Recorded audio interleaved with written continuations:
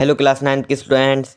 मैंने पिछली वीडियो में आप सभी को एक्सरसाइज 1.3 के क्वेश्चन 6 और 7 कराई थी। आज मैं आप सभी के लिए एक्सरसाइज 1.3 के क्वेश्चन 8 और 9 लेकर आया हूँ। तो हमारा क्वेश्चन नंबर 8 है, find 3 different rational number between the rational number 5/7 and 9/11। जो क्वेश्चन 8 है उसमें हमें 3 रेशनल नंबर फाइंड करने हैं रेशनल नंबर के बीच में, और जो रेशनल नंबर हमको दिए हैं 5/7 और 9/11।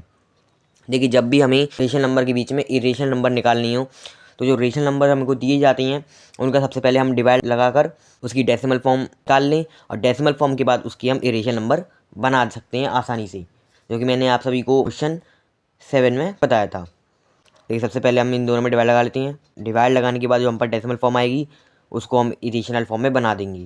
देखिए, सबसे पहले हम 5/7 का निकालते हैं। तो यहाँ पर हम 7 का डिवाइड लगा देते हैं 5 में। देखिए, जो 5 है वो 7 से छोटा है तो हमें इसमें पॉइंट लगा देंगे, 50 हो जाएगा। 7 7 जो होता है हमारा 49, 1 बचेगा, 10 हो जाएगा, 7 1 7 हो जाएगा, 10 में 7 गए 3 बचेंगे, 30 कर दे 30 हो जाएगा। हम 7 4 जा 28 होता है, 30 में से 28 गए तो 2 बचेंगे, और यहाँ पर 20 हो जाएगा। 7 2 जा 14 ले लेंगे, 14 आ जाएगा, 20 में से 14 चले गए, 6 बचे, यहाँ पर 60 हो जाएगा, और 7 8 जा 56 हो जाएगा। 60 में से 56 में से 4 बचेंगी, 40 हो जाएगा, और 7 5 जा 35, 40 में से 35 गए 5 बची।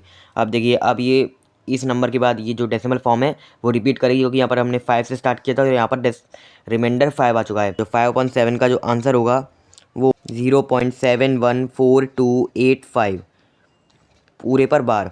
ये आपका 5/7 की वैल्यू आ गई। अब हमें चाहिए 9/11 की वैल्यू, तो इसमें भी हम डिवाइड लगा लेते हैं।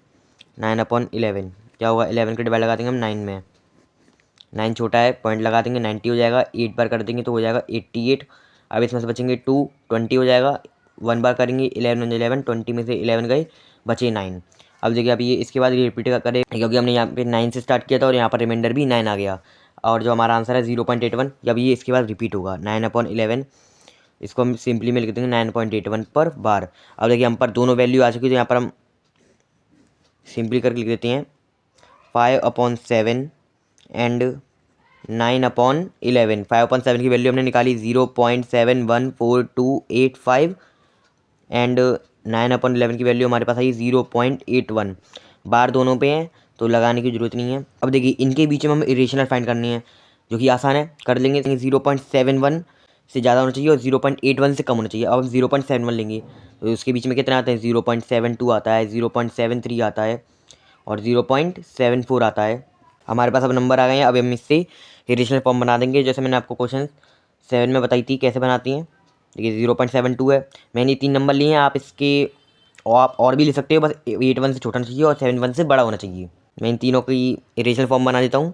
देखिए, 0.720020200020000 और चलता जाएगा। देखिए, यहाँ पर हम 1 0 था, 2 हो गए, 3 हो गए, 4 हो गए। अब ये 0 टाइम टाइम पर बढ़ते जाएंगी, और ये आपका पहला रेशनल नंबर हो गया। अब यहाँ पर मैं आपको दूसरा बता देता हूँ, जो कि मैंने, देखिए, इसको लिखने की ज़रूरत नहीं है, इसको लिखने की ज़रूरत नहीं है, वो मैंने आपको समझाने के लिख दिया है। 0.73 अगला, तो यहाँ पे हम 0.73 से बनाते हैं। 0.7303303330 और 33330, और ये चलता जाएगा। यहाँ पर 3 बढ़ रहा है टाइम टाइम पर, और आपके सेकंड रेशनल नंबर हो गया। और यहाँ पर मैं थर्ड रेशनल नंबर लिख देता हूँ, 0.74 है, इसी बनाते हैं 0.7404044440444440, और ये आगे तक चलता जाएगा। इस क्वेश्चन में 3 रेशनल नंबर पूछे थे और मैंने 3 यहाँ पर लिखकर आपको अच्छे से समझा भी दिया कि कैसे निकालने होते हैं।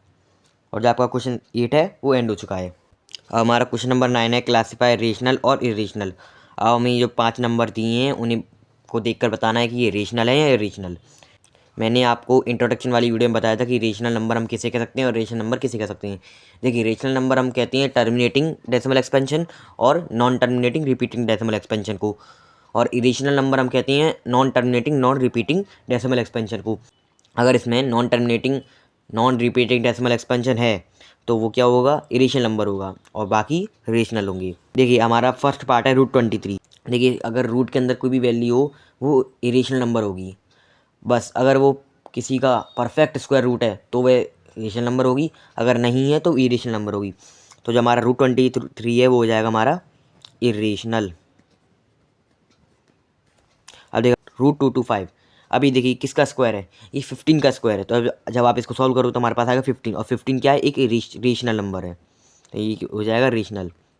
मैंने अभी बोला था, अभी जस्ट बोला था कि जो अगर स्क्वायर होगा, परफेक्ट स्क्वायर रूट होगा तो वो रेशनल होगा, वरना इरेशनल होगा।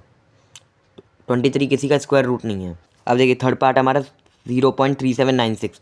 ये देखिए जो ये नंबर है वो ना ही वो रिपीट कर रहा है और ना ही वो चलता जा रहा है, वो एक समय पर रुक गया है, यानी कि ख़त्म हो गया है। ये कौन सी डेसिमल एक्सपेंशन होगी, ये टर्मिनेटिंग डेसिमल एक्सपेंशन हो गई। तो ये मैंने बताया कि terminating decimal expansion rational number होती है, तो ये होगी हमारा रेशनल नंबर। अब फोर्थ पार्ट है 7.478478।